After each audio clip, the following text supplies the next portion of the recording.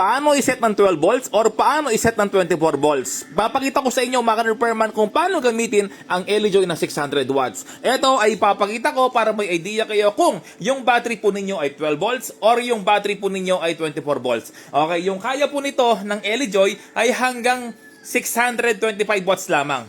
Ito mga repairman, yung LE Joy na 600 watts ay ito po ay step down. Kaya yung kaya po nito maximum ay umaabot lang ng 625 watts. Okay? So pwede kayong mag-research para may idea po kayo.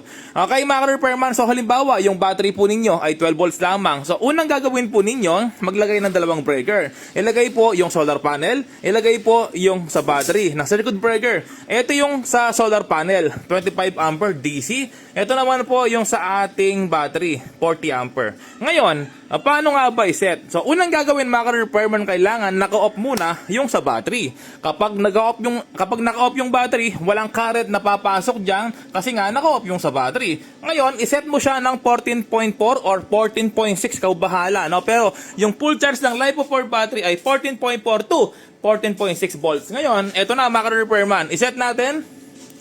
Tapos, ayan, nakaset na ako ng 14.4, no? Kung gusto mong 14.6, walang problema. Ayan, pero ako, 14.4. Yun. Kapag 14.4 na, naset mo na, i-click mo yung set.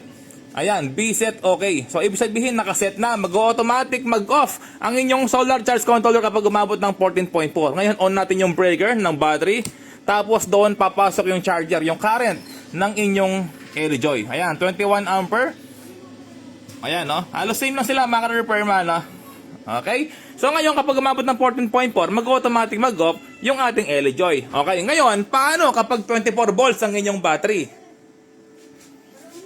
Ngayon, paano kapag 24 volts ang inyong battery? Ito yung 24 volts na 3000 watts na sound on off-grid inverter.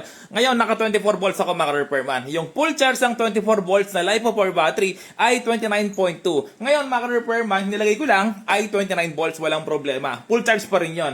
Okay? Ito mga repairman, paano nga ba i-set? So, unang gagawin, syempre, off mo yung breaker ng inyong battery. No? Battery po, ang off mo.